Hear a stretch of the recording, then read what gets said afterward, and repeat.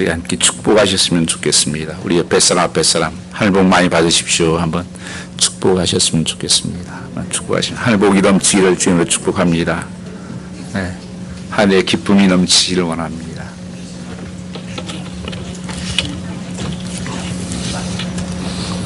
우리 김효 권사님 한 달 만에 병원에 계시다가 오늘 그 예배에 참석하셨네요. 아직 퇴원은 안 했습니다.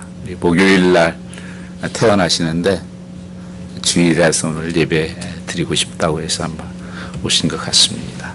그래서 기도 많이 해주시고 또 호전이 많이 잘 되어서 감사를 드립니다. 기독교 시인이었던 김현승 님의 시 가을의 기도라고 하는 기도를 저는 가을이 되면 늘 생각이 납니다. 가을에는 기도하게 하소서. 낙엽들이 지는 때를 기다려 내게 주신 겸허한 모국어로 나를 채우소서. 가을에는 사랑하게 하소서. 오직 한 사람을 택하게 하소서. 가장 아름다운 열매를 위하여 이 비옥한 시간을 가꾸게 하소서. 이런 시가 저에게는 마음이 와닿습니다. 가을에는 이 열매를 맺히는 계절이라고 하는 것입니다. 농부는 이른 봄에 씨앗을 뿌리고 또 뜨거운 여름에 김을 메고 이 가을에 오직 한 가지 기다리는 것은 열매입니다. 그 열매를 보면 그동안 수고했던 것을 다 잊어버리고 그 기쁨이 넘치게 되는 것입니다. 그래서 농부의 삶은 보람은 열매를 거두는 데 있습니다.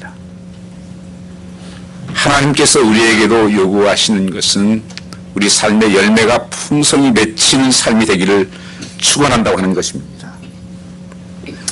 유일한 농부의 보람이 뭐냐? 열매가 매일 많이 맺히는 것입니다. 오늘 저희는 살고 있는 시대는 그러나 열매보다는 꽃을 좋아하는 시대에 살고 있습니다. 그래서 열매를 구하기보다는 꽃을 더 구하고 삽니다. 성경 말씀 보면 꽃에 대해서 좋은 표현이 있지만 전반적으로 보면 꽃에 대해서 부정적인 표현이 많이 있습니다. 왜냐하면 순간적인 인생의 허무, 또 오래가지 못하는 잠깐의 쾌락들, 잠깐의 기쁨, 이 보여지는 것들이 허무한 것들이라고 하는 것을 성경은 말씀하시면서 꽃을 설명합니다. 그래서 야고보서 1장 10절 말씀에 보면 모든 육체는 풀의 꽃과 같아서 풀은 마르고 꽃은 떨어진다 이렇게 말씀하고 있습니다. 꽃은 잠깐 떨어지는 것이다. 이 꽃이 참 예쁜 꽃이에요. 어제까지만 해도 쫙 피었었던 꽃이에요. 벌써 몇 개가 오므라지고 이거 한 3, 4일밖에 안 가더라고요. 꽃은 그렇게 시들어버리는 것입니다. 그래서 성경에서는 너희가 열매를 구하고 열매가 맺히는 삶을 살라고 말씀하는 것입니다. 우리 생의 보람과 의미, 진지한 열매를 사모한다면 꽃이 아닌 하나님께서 기대하시는 열매가 있다는 것입니다. 하나님 우리에게 열매를 찾으십니다. 그러면 어떤 열매를 맺어야 할까요? 그 열매를 맺을 수 있는 오늘 본문에서 그 대답을 찾고자 하는 것입니다. 예수님께서 이제 마지막 겟세마네를 향해 가면서 제자들과 함께 길을 가는 가운데 이 포도밭을 지나가게 됐었습니다. 그러시면서 주님께서 이렇게 말씀하십니다. 나는 농부다. 너희는 포도원의 농부고 너희는 가지다. 이렇게 말씀하시면서 너희가 많은 열매를 맺었으면 좋겠다. 이렇게 말씀하셨습니다. 이 열매 맺는 삶. 이스라엘에는 3대 열매 나무가 있습니다. 올리브 나무입니다. 굉장히 사랑하는 나무예요. 그리고 하나가 무화과 나무입니다. 그리고 포도나무입니다. 이 세 가지 열매를 가장 이스라엘을 좋아합니다. 근데 이 세 나무의 특징이 있어요. 그것은 이 나무들은 제목으로는 쓸 수 없는 나무들이라는 것입니다. 포도나무 같은 건 자기 힘으로 서 있을 수도 없어요. 이게 받쳐줘야 될 정도예요. 제목으로는 쓸 수 없고 다른 어떤 것으로 쓸 수가 없어요. 나무로는 땔감밖에 안 됩니다. 왜 키우느냐? 열매를 맺히게 하기 위해서 주님께서 키운다고 하는 것입니다. 그래서 열매 없는 것을 책망하셨습니다. 무화과나무가 열매를 맺지 못하는 것을 책망하시고 포도나무가 포도의 열매를 맺지 못하는 것을 책망하셨습니다. 오늘 우리의 살아가는 삶은 하나님께서 넘기신데 가장 기뻐하고 흐뭇해하는 것이 뭐냐? 사랑하는 성도들에게 이 열매가 풍성 맺히는 그런 삶이 되기를 소망한다는 것입니다. 그래서 열매를 찾으시는 것입니다. 이 첫 번째 흐름 어떤 열매를 우리가 맺혀야 될 것인가 하는 것입니다. 그것은 존재의 열매입니다. 그것은 비행의 문제예요. 이것은 인격의 열매라고 말씀드릴 수 있습니다. 예수를 만나고 나서 우리에게 주어지는 가장 중요한 과제는 이제부터 내가 어떤 사람이 되느냐 하는 것입니다.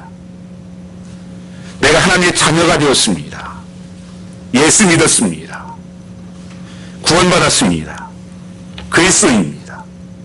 그럼 이제 주어진 것은 우리가 어떤 사람이 되는 것인가? 어떤 인간이 되느냐 하는 것은 중요한 열매입니다. 그것은 존재에 대한 열매라고 하는 것입니다. 우리가 만약에 하나님 앞에 서면 하나님이 분명히 물으실 것이 이 문제라고 생각합니다.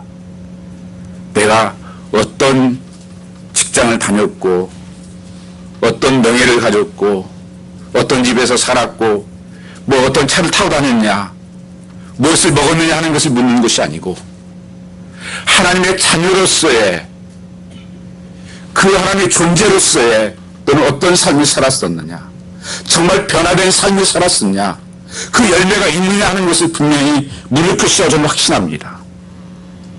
어떤 일을 했느냐가 아니라 어떤 일을 성취했느냐가 아니라 너는 무엇이 변했냐 어떤 사람이 되었냐 하는 사실입니다.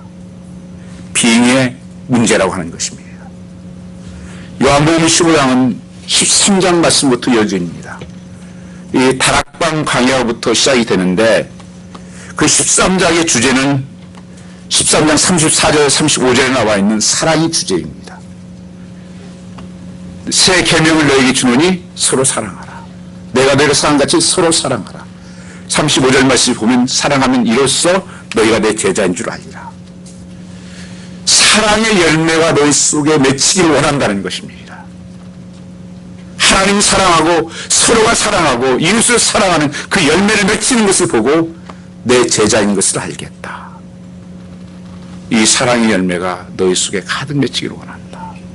14장에 나타나서는 보면은 14장에 대해서는 너희가 기쁨의 열매가 맺히기를 원한다는 것이에요. 평강의 열매가 맺힌다는 것입니다. 14장 27절 말씀을 보시면 평안을 너희에게 끼치노니 곧 나의 평안을 너희에게 주노라. 내가 너희에게 주는 것은 세상이 주는 것 같지 아니하노니 너희 마음에 근심하지 말고 두려워하지 말라. 평안의 열매가 맺히기를 원한다는 것입니다. 너희가 그래서 가는 곳마다 피스메이커가 따라 My peace, my 평강. 그래서 우리 성도의 삶에서는 항상 어디에 있든지 내가 평강 속에서 살아가는 삶 그리고 평강을 나누는 삶. 어떤 사람 가면 항상 거기 그 사람만 가면 싸움이 나고 분위기가 싸해지고 이런 분들이 있죠. 그러나 너희는 피스메이커 평강이 있는 열매를 맺히기를 원한다. 그렇게 말씀하십니다. 15장에 들어와서는 기쁨의 열매를 말씀하십니다. 11절 말씀을 보시면 내가 이것을 너희에게 이르면 내 기쁨이 너희 안에서 너희 기쁨이 충만케 하려 함이라. 너희 속에 기쁨이 충만하기를 원한다. 기쁨의 열매가 있기를 원한다. 그래서 항상 기뻐하라. 어디에 있든지 이 기쁨의 삶이 되어라. 그리고 16장에 넘어가서 보면은 너희가 기도의 열매를 말씀하십니다. 인내의 열매를 말씀하십니다. 여러분, 이 말씀을 쭉 듣다 보면 이거 무슨 말씀하고 연결이 되는데 이런 생각 들지 않습니까? 갈라디아서 5장 22절 23절에 있는 성령의 열매하고 연결되어 있습니다. 첫 번째 열매가 뭡니까? 사랑, 그 다음에 희락, 기쁨이죠. 그 다음에 화평, 오래 참음, 자비, 양선, 충성, 온유, 절제. 이 9가지 열매를 말씀하시면서 이 모든 것이 한 가지로 되어 있습니다. 이게 싱글러로 되어 있어요. 그것은 한 인격을 포함하고 있습니다. 그것은 예수님의 모양이에요. 예수님에게만 있는 이 성령의 열매 9가지. 이것이 너희에게도 맺히기를 원한다고 하는 것을 말씀하고 있습니다. 그래서 예수님을 닮아간다고 하는 것은요, 예수님 인격을 닮아간다고 하는 것은 이 열매를 맺힌다고 하는 것이에요. 그래서 여러분이 지금까지 우리 하루 살아오면서 내 삶이 얼마나 변했는가, 얼마나 내 삶이 달라졌는가 하는 것은 열매를 보아서 알 수 있다고 말씀하고 있습니다. 그래서 사랑의 열매가, 기쁨의 열매가, 평강의 열매가, 참을 줄 아는 인내의 열매가, 충성의 열매가, 온유한 열매가, 이것이 가득 너희 삶 속에 맺히기를 원한다는 거예요. 그래서 내가 어떤 사람이 되었느냐 하는 것이 곧 이 비밀 열매라고 하는 것을 말씀하고 있는 것입니다. 왜 이것이 중요한가? 이 열매를 맺는 사람에게서는 하나님께서 놀라운 축복을 보여주신다는 것입니다. 모든 기도를 응답해 주신다고 말씀하십니다.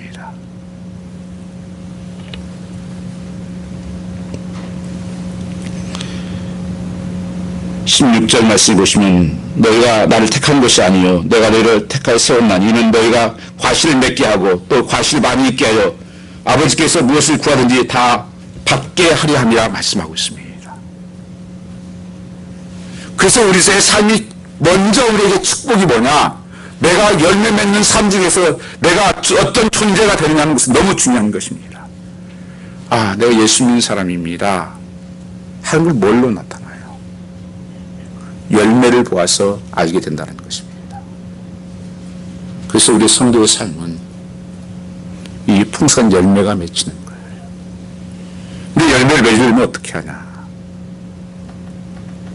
너희는 내 안에 거해야 된다고 말씀하고 있는 것입니다.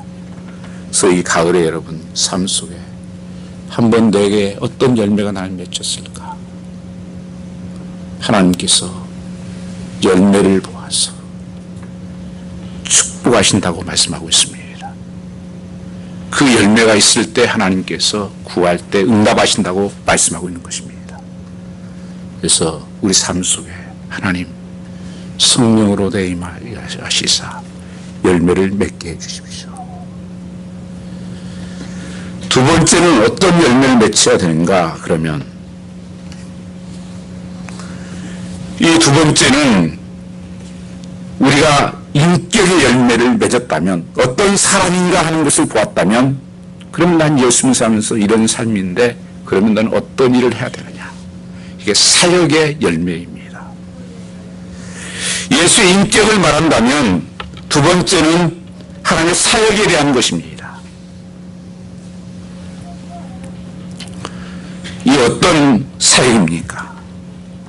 주님께서 닮아가게 해놓고 합평성을 통해서 맺어야 될 가장 중요한 열매, 존재 열매고, 두 번째 열매는 사역의 열매다. 어떤 사람이 되느냐 중요한 것이지만 또한 내가 무엇을 하고 사느냐 하는 것이 중요한 것입니다. 너는 무엇을 하고 사느냐? 내가 하나님의 자녀면 자녀로서의 꼭 맺혀야 될 열매가 있다는 것입니다. 이게 사역이에요. 이걸 기인이라고 말합니다. 어떤 일을 하고 사느냐? 사역의 문제. 우리가 해야 할 사역이 많습니다. 많은 과제들이 우리 속에 있습니다. 그러나 그것도 우선순위가 있다는 것입니다. 그 프라이어티가 있습니다. 이 많은 사역 가운데 가장 중요한 것은 증거의 사역이라고 말씀하고 있습니다. 전도의 사역입니다. 첫째 열매가 존재 열매라면 그 존재는 어떤 존재입니까? 예수 닮아가는 존재라. 사역의 열매는 바로 예수를 증거하는 열매라는 것입니다. 예수 믿고 구원받아 예수를 닮아가는 자가 됐다면 당연히 나의 삶 속에는 예수님을 증거하는 일이 나타나야 된다는 것입니다. 예수님께서 9가지 성령의 열매를 가진 그런 인격이셨다면 예수님께서 오셔서 하신 사역이 무엇이었습니까? 가장 우선순위가 무엇이었습니까? 잃어버린 양을 찾는 것이었습니다. 내가 온 것은 섬김을 받으러 온 것이 아니라 섬기려 하고 잃어버린 양을 찾으러 오셨다고 말씀하시고 있는 것입니다. 그래서 주님께서는 새벽부터 일어나서 주한 사역이 주간 영혼 살리는 것이었습니다. 그래서 99마리 양보다도 잃어버린 한 마리 양을 찾아서는 나서는 것이 그 목자의 신정이라고 했습니다. 목자가 삭군 목자가 있는데 삭군은 어려우면 도망가지만 나는 그 양들을 위해서 생명까지 준다. 이 영혼을 살리는 사역을 하셨다고 하는 것입니다. 그러면 우리는 예수를 닮은 그 인격을 가지고 있는 우리의 삶도 첫 번째 우선순위가 예수를 증거하는 삶이 되어야 되는 것입니다. 15장 16절 말씀 보시면 너희가 나를 택한 것이 아니요 내가 너희를 택하여 세웠나니 이는 너희가 가서 과실을 맺게 하고 또 항상 가시 있게 하여 아버지께서 구하는 모든 것을 응답하신다 이렇게 말씀하고 있습니다. 하나님이 우리를 택해서 자녀 삼았다면 너희들은 가서 뭐라고요? 과실을 맺게 하고 가라는 것입니다. 어디로? 이 복음을 증거하러, 이 전도하러. 이것이 우리의 가장 우선순위 사역이에요. 교회의 가장 우선순위 사역이에요. 교회는 모든 것이 이것을 위해 존재하는 것입니다. 우리끼리 그저 좋고 우리끼리 모여서 뭐 하는 것이 아니고 그 근본적인 목적은 한 영혼을 어떻게 구원하는 거, 그 영혼 삶 속에 하나님을 닮아가는 인격과 그 영혼에게 복음이 증거되는 이 사명을 감당케 한다는 것입니다. 그래서 그것을 증거하는 것이 그 열매가 너무 중요한 것입니다. 주님이 이 나라를 선택하신 이유, 너희는 가서 열매를 맺게 하기 위해 한 것이다. 우리가 주님 앞에 와서 은혜 받고 하나님의 자녀가 되고 내 삶이 변화된 증거는 어떻게 나타나요? 그것은 복음을 증거하게 되었다고 하는 것입니다. 그래서 사도행전 1장 11절 말씀에 보면 오직 성령이 임하면 너희가 권능을 받고 예루살렘과 유대와 사마리아와 땅까지 이런 데 증인이 될 것을 말씀하고 있습니다. 그래서 내가 하나님의 자녀다운 삶을 그 마음을 갖고 살면 가장 내 마음속에 부담이 되는 것은 죽어가는 영혼에 대한 안타까움이에요. 하나님 알지 못하고 지옥 가는 백성들에 대한 아픔이 있는 것입니다. 그들에 대한 목마름이 있는 거예요. 그래서 우리는 그 복음을 전하지 않고는 살 수가 없는 것입니다. 그래서 너희는 가서 모든 족속으로 제자를 삼아라. 근데 왜 안 갑니까? 가는 게 두려울지 모르겠습니다. 창피를 당하지 않을까, 왕따 당하지 않을까, 두려움이 있을지 모르겠습니다. 그러나 내가 하나님의 자녀를 닮은 그런 삶이라고 하면 당연히 이 복음을 증거해야 됩니다. 여러분, 한국 전도사에 예수천당 불신주 이렇게 외치며 80개 교회를 개척한 분이 계십니다. 이분 본래 이름은 최봉석이에요. 근데 근데 우리가 부르는 이름은 이분은 최권능이라고 부릅니다. 이름은 더 많이 알려져 있는데 예수천당 불신족으로 전도했습니다. 한 번은 이분이 신사참배를 거부한 이유로 일본 경찰에 잡혀갔습니다. 그 경찰이 때리면 예수천당, 또 때리면 불신지요, 더 세게 때리면 더 크게 예수천당 불신지요. 이게 때리는 사람이 너무 힘이 빠지는 거예요. 이게 도대체 이 사람이 이게 고문을 당하지 해도 예수천당 불신지요, 때려도 예수천당 불신지요. 이거 좀 안 할 수 없냐? 그분이 유명한 얘기를 합니다. 내 속에는 예수님으로 꽉 차 있어가지고 나를 때리기만 하면, 누가 만지기만 하면 예수가 삐져나온다. 그럼 나도 어떻게 하지 못한다. 그러니까 그 소리 듣기 싫으면 날 때리지 말아라. 이 사람이 그래서 풀려났어요. 풀려나가서 마차 타고 가면서도, 병이 아파가지고 가면서도 예수천당 불신지요, 그 마부에게도 복음을 전가합니다. 여러분 삶 속에 무엇이 있습니까? 여러분 내 삶 속에 무엇이 있느냐에 따라서 내 삶의 열매는 달라져요. 무엇이든지 항상 인풋이 있고 아웃풋이 있습니다.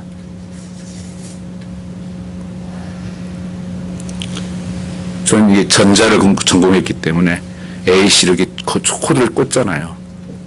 그러면 그것이 역사를 해서 나중에 아웃풋을 스피커를 통해서 거기에서 이렇게 소리가 나오는 거예요. 그렇듯이 우리 속에도 무엇이 내 안에 있느냐에 따라서 내 삶의 모든 것이 달라져요. 여러분, 잘못 생각 하나 집어넣으면요, 우리 인생 망합니다. 잘못 한번 선택한 생각을 집어넣으면 여러분의 패가 망신하는 거예요. 잘못된 생각 하나가 여러분 가정을 망치기도 해요. 여러분 인생을 망치기도 합니다. 그래서 여러분 속에 무엇이 들어있냐는 건 너무 중요한 거예요. 무엇이 나를 지배하고 있는가? 여러분 아침에 일어나면서 무슨 생각을 가지고 있습니까?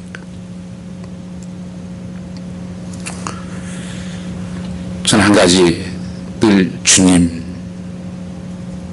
오랫동안 그런 생각을 하면서 깹니다. 주님, 오늘 또 주님으로 충만케 해주십시오. 저녁에 자면서도 주님 꿈을 꾸게 해주십시오. 주님 안에 거하는 삶. 그래서 계속 오는 본문이 내 안에, 너희가 내 안에 있으면 많은 열매를 맺을 것이다. 너희가 나를 떠나서는 아무것도 할 수 없다 말씀하는 것입니다. 이 삶을 하나님께서는 축복하신다는 것입니다. 그것은 너희가 내 안에 붙어있고 그 열매가 풍성히 맺히는데 그건 기도로 그 모든 열매가 맺힐 것을 말씀하고 있습니다. 우리가 그런 삶을 통해서 성령께서 역사하시는데 어떻게 성령 역사합니까? 26절 말씀 보시면 내가 아버지께로서 너에게 보낼 보혜사 곧 아버지께서 나오시는 진리의 성령이 오실 때 그가 나를 증거하실 것이요 너희도 처음부터 나와 함께 있음으로 증거하느니라. 이 예수님을 증거하는 삶을 살게 되는데 그것이 내 힘으로 되는 것이 아니라 성령님이 인도하시고 성령님이 증거한다는 거예요. 성령님은 예수님을 증거하는 영입니다. 예수님을 나타내는 영이에요. 나는 예수님을 잘 알지도 못하는데, 잘 설명도 못하는데 어떻게 내가 복음 증거하지? 성령께서 생각나게 하신다는 거예요. 깨닫게 한다는 거예요. 저는 이 설교를 전함하면서 토시 하나 빼지 않고 다 씁니다. 타이핑해서 다 이렇게 가지고 있습니다.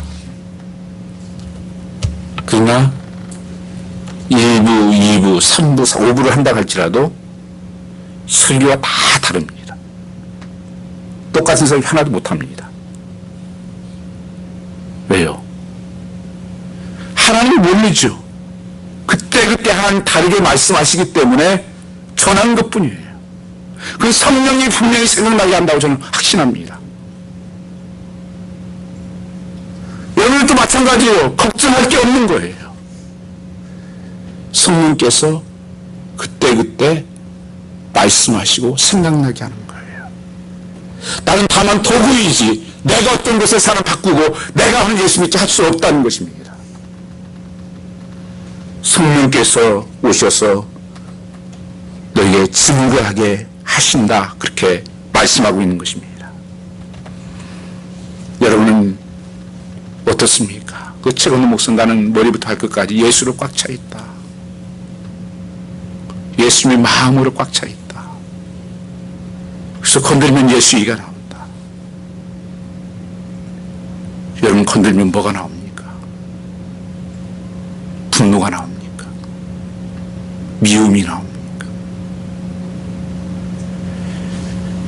하나님께서 성령의 열매를 맺게 하시는데요. 여러분 사랑의 열매가 그냥 맺혀질 것 같습니까? 사랑할 수 없는 형편의 자리로 집어넣어요. 애들 한 5명 키우는 그곳에다가 딱 집어넣어요. 거기서 하나님이 사랑하라는 거예요. 거기서 배우라는 거예요. 여러분 어떻게 참는 것을 가르칩니까? 시간은 급한데 출애픽 쫙 같은 데다 집어넣어놓고 참는 것을 가르치는 거예요. 기다리는 것을. 어떤 한 친구가 자기는 잘 참지를 못해가지고 하나님께 기도를 했습니다. 하나님 내게 좀 참을 수 있는 인내 열매를 좀 맺게 해주십시오. 그리고 기도하고 있었는데 하루는 자기 동생하고 대판을 싸웠습니다. 크게 싸워가지고 말도 안 하고 그런 상태에 있었어요. 근데 갑자기 그런 생각이 들더라는 거예요. 하나님 왜 내게 이렇게 내가 원치 않는 것을 이렇게 합니까? 참으라고 해도 참지를 못하게 하고. 그런 생각이 들어요. 야, 기도응답이지 않냐? 야, 기도가 무슨 기도응답이냐고. 그 속에서 참는 것을 배우고 그 속에서 인내하를 배우는 것이 열매 맺는 것이지. 여러분 우리 삶을 카페떡 바닥에 쫙 놓고 사랑을 배우는 거 아니에요. 평강도 마찬가지입니다. 평강이 그냥 다 좋은 사람들 뭐 이런 데서 이렇게 내 말 잘 듣고 편한 사람들 있는 데서 평강을 배우나요? 아니요. 정말 못된 인간들, 도대체가 내가 평강할 수 없는 그런 환경에 집어넣어서 하나님께서 평강을 배우게 하고 열매 맺게 하는 거예요. 여러분 왜 공동체에 이렇게 모이는 줄 아십니까? 이 속에서 사랑을 배우게 하는 거예요. 여러분 공동체를 함께 사는 거 참 어렵습니다. 여러분. 저는 그래서 성도에게 아이들도 마찬가지로 단기 선교 데리고 가고 공동체로 하는 것이 중요한 게 뭔지 아세요? 혼자 있을 땐 잘 몰라요. 같이 살면 우리 뭐 휴가도 이렇게 가족도 이렇게 가고 또 이렇게 우리 교인들 가더라도요. 한방 같이 있으면 다 드러납니다, 여러분요. 그래서 난 코 골아가지고 저 사람 저 집사 코 골아서 난 잠 못 잤어. 발로 차서 잠을 못 잤어. 뭐 이러면서 가지고 다 드러나요, 여러분요. 그 속에서 여러분 하나님께서 사랑을 배우게 하는 거예요. 그 속에서 참는 것을 가르치는 거예요. 이 공동체가 뭐 하는 거예요? 그걸 가르치는 거 하나님께서요. 너희가 사랑하라는 것이 다 내 마음 들어가지고요. 하나님께서는 열매 맺는 것이 그러나 그것이 내 힘으로 안 된다는 거예요. 너희가 성령이 내 안에 임하면 성령께서 깨닫게 하시고 성령께서 기억나게 하시고 생각나게 하셔서 그걸 가르친다는 것입니다. 이 복음을 전하는 것도 마찬가지입니다. 하나님께서 지상명령 마태복음 마지막 장에 보시면 너희는 가서 족속으로 내 제자를 삼아 무슨 약속을 하셨습니까? 벌써 내가 세상 끝날까지 너와 항상 함께 있을 것이다. 주님이 같이 가주시겠다고 이 말씀하고 이것을 믿으십니까? 가고자 한다면, 순종하고자 한다면 함께 가주실 것입니다. 전 단기 선교를 한 20년 가까이, 옛날에는 청년들하고도 많이 다녔고 학생들하고 어른들하고 다녔습니다. 매년 2주씩. 그래서 또 어떤 목사님하고는 제가 계산하니까 한 6개월을 같이 살았어요. 6개월을. 진짜 한 방에서. 우리 아들 최 목사님. 거기 같이 다녔으니까. 다 알죠. 그 가운데 사랑이 커가는 거 한 번도 분쟁한 적이 없어요.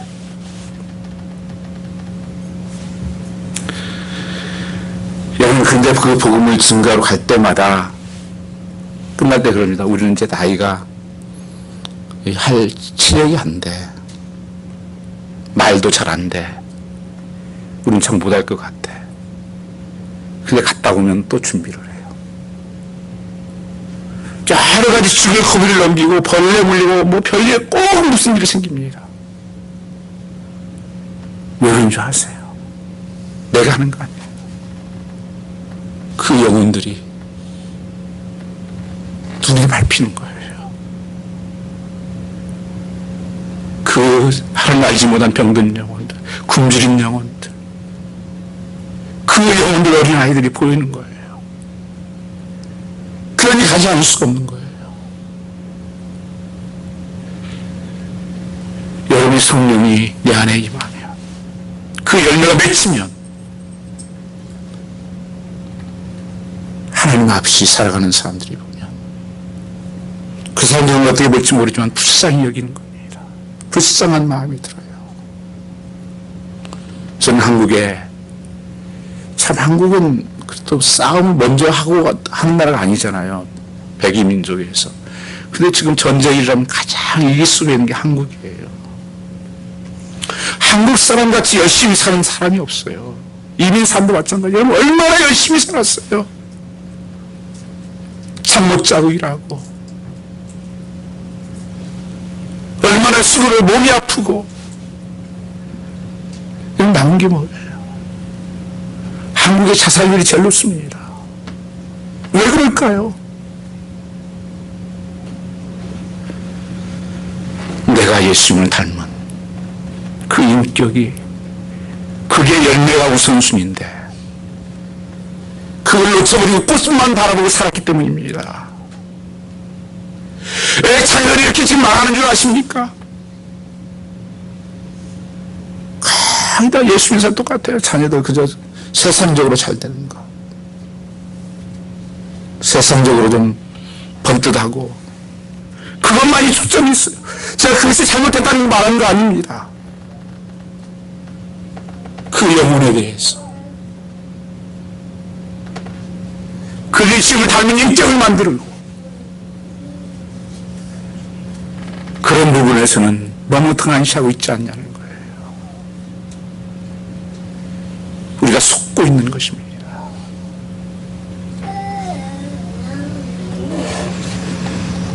우리는 주님께서 오셔서 바로 예수님의 마음을 품고 그 성품을 가지고 있는 자들은 당연히 사역 가운데 우선순위는 내가 복음을 증거하는 것이다. 여러분 주위에, 직장에 어떤 사람은 예수 믿는 거 알지도 않고 사는 사람 많아요. 불편하거든요. 술 한잔씩 해야 되는데 또 예수 믿는 그러냐, 또 그런 소리 들까 없고, 잠깐 사기도 치고 거짓말도 해야 되는데 또 예수 믿는 그 양심 걸리고 다른 사람 눈치 보이고, 아예 딱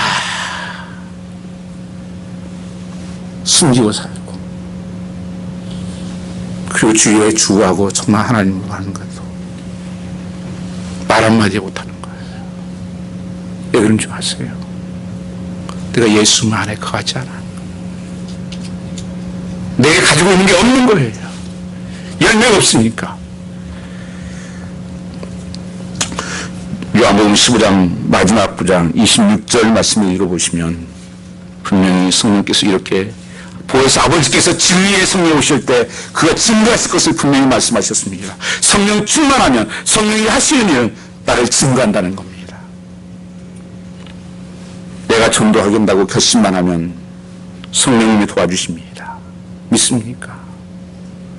성령이 함께 하실 증거라는 것입니다. 성령이 예수께서 나타내실 것을 말씀하고 있습니다. 주님이 나를 선택하셨다. 선택하신 이유는 가서 열매를 맺기를 원한다. 여러분이 말씀에 순종하기를 원하십니까? 오늘 10월 29일 새생명잔치를 앞에 두고 있습니다. 여러분 좀 마음에 띄어야 돼요. 조용해요. 그건 무슨 나하고 행사하고 상관없지. 그건 예수님의 마음이 아닙니다. 예수님께서는 매일 하루의 삶의 시작이에요.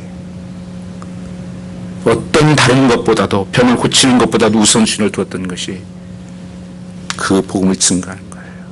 마가복음 1장 35절 이하에 보면 예수님께서 하루 종일 병자들을 고치시고 그리고 새벽에 나가서 기도하고 있었습니다.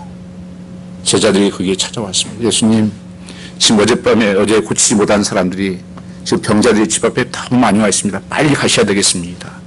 그때 예수님께서 이렇게 말씀하십니다. 오늘은 나는 다른 마을로 가서 복음을 증거해야 되겠다. 예수님이 병 고치는 원인도 다 보였냐면 복음을 증거하기 위해서 그런 거예요. 그 한 영혼이라도 구원하기 위해서 하는 거예요. 예수님이 나타내려고 하는 것이 아닙니다. 하나님의 살아계심을 보여주는 것이었습니다. 밖에 우리 태신자 카드 작성하는 것을 이렇게 놓아줬습니다. 여러분 한 영혼을 내 옆집, 내 직장 동료, 가족 중에서 아직도 하나님 알지 못하는 것은 여러분 시간이 그렇게 많지가 않아요. 기회가 많지 않습니다. 이런 기회를 주는 겁니다. 하나님께서.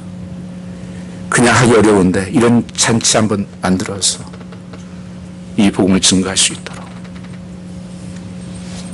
주 안에 있으면 열매를 맺습니다. 그것이 무슨 의미입니까? 우리가 이 열매 분명히 하나님께서 그 열매를 그렇게 맺히는 사람들 삶 속에 우리의 모든 기도하는 것들을 다 응답해 주신다고 하나님께서 약속을 하고 있는 것입니다.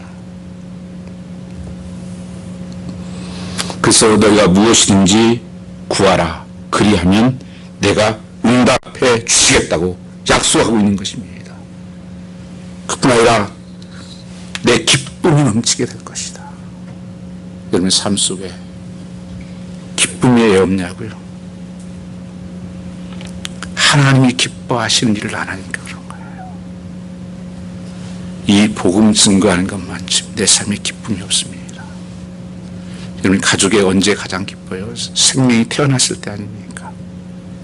그렇듯이 하나님 나라의 영혼이 태어날 때 하나님 가장 기뻐하십니다. 그래서 그 기쁨을 우리에게 주신다고 말씀하고 있어요. 누가 예수 정말 믿는 사람인가? 그리스도에게 붙어있는 사람이라는 것입니다. 나는 예수 믿습니다 말만 하고 아무것도 하지 않는 사람은 예수 믿는 사람이 아니라는 것입니다.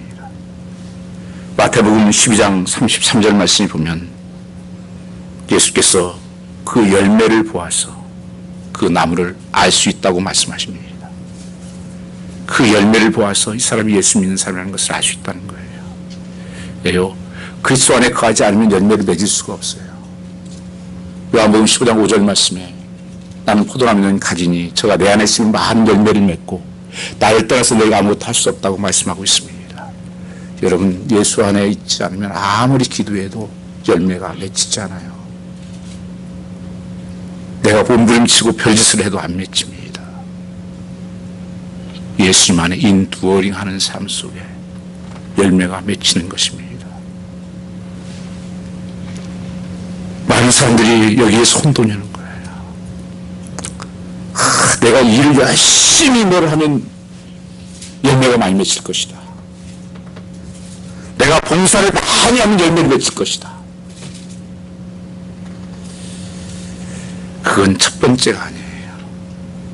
먼저 예수 안에 거하는 삶을 사는 거예요. 예수 안에 거하는 사는 것은 말씀과 기도의 삶입니다. 10절 말씀 보시면 내가 아버지의 계명을 지켜 그의 사랑 안에 거하는 것 같이 너희도 내 계명을 지키며 내 사랑 안에 거하는 것이니라.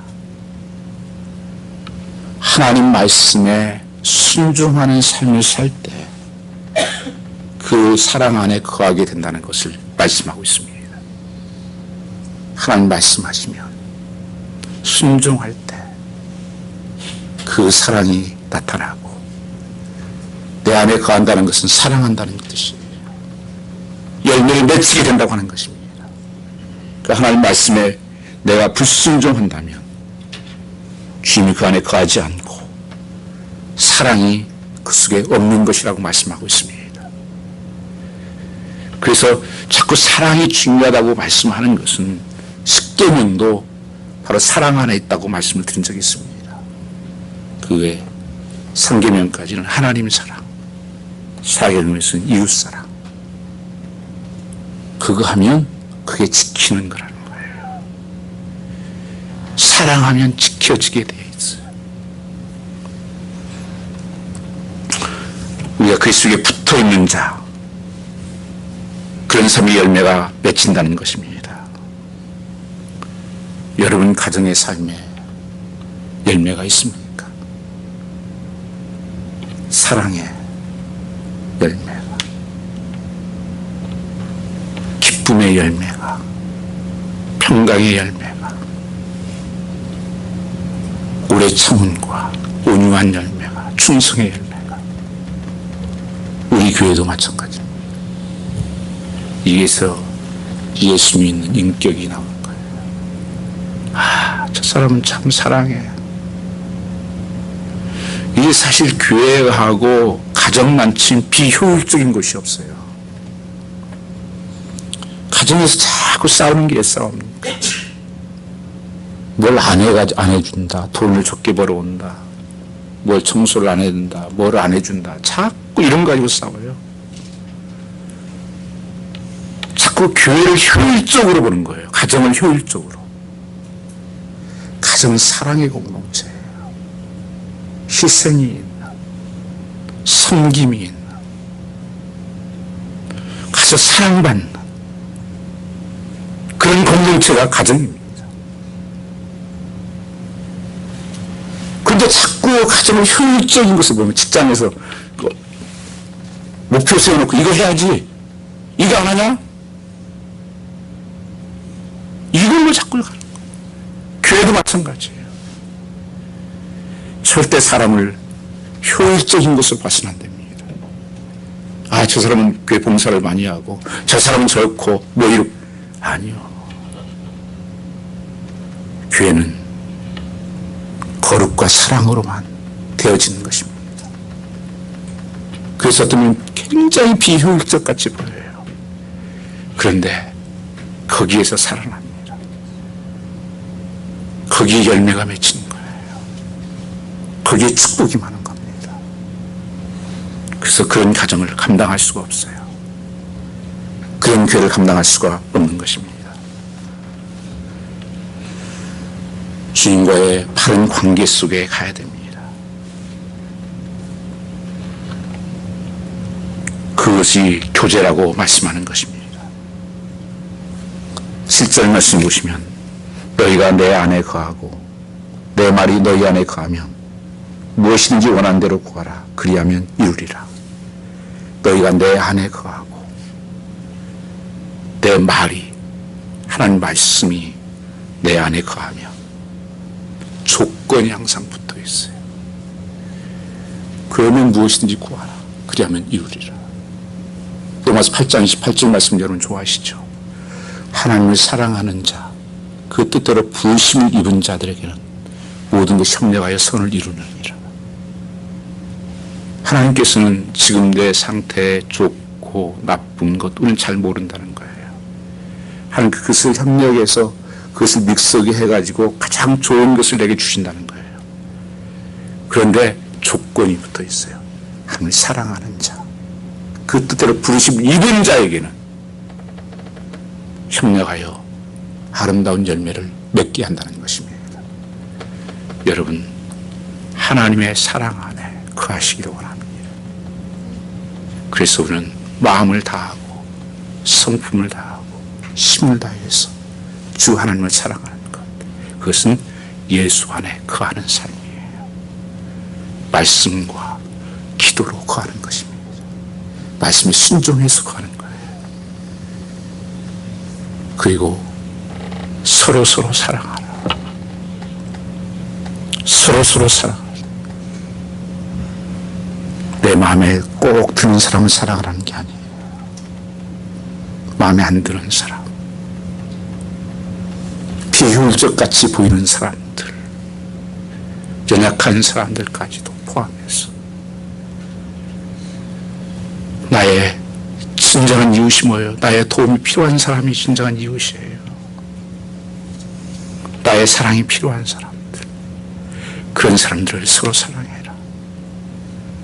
그리고 내 이웃을 내 몸처럼 사랑하라는 것은 밖에 죽어가는 영혼들, 그 사람들도 하나님께 사랑하는 영혼이다.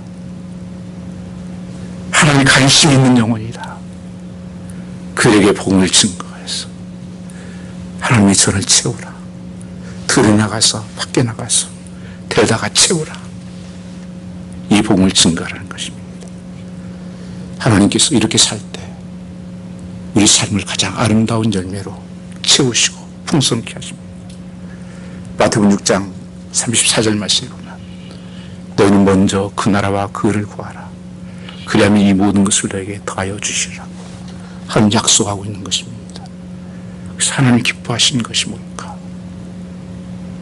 하나님 정말 원하시는 것이 뭘까? 이것이 나의 소원이 되어야 돼. 그 소원을 가지고 살면 여러분 삶의 축복이만. 오늘 아침에 새벽에 교회 와서 기도하면서 그런 기도 별로 안 했었는데 그런 기도가 나왔습니다. 하나님, 예배 가운데 하나님을 기대하게 하여 주십시오. 성도들이 예배하러 올 때 하나님을 기대하는 마음을 주십시오. 크신 하나님을 찬양하고 크신 하나님을 높여드리는 교회가 되게 해주시고 그 예배가 되게 해주십시오. 그 삶을 하나님이 기뻐하십니다.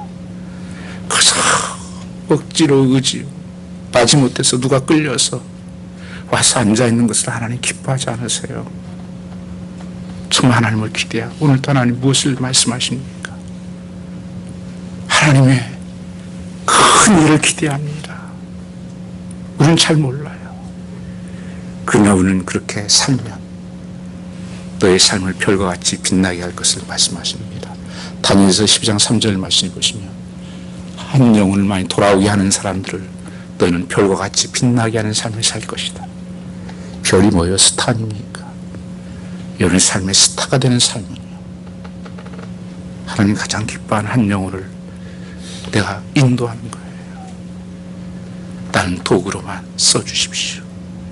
오늘도 하나님 도구로만 써주십시오. 우리는 하지 못하지만 하나님 말씀에 순종해서 나갈 때 하나님이 그 역사를 이루실 줄로 믿습니다. 시간 같이 한번 찬양하겠습니다.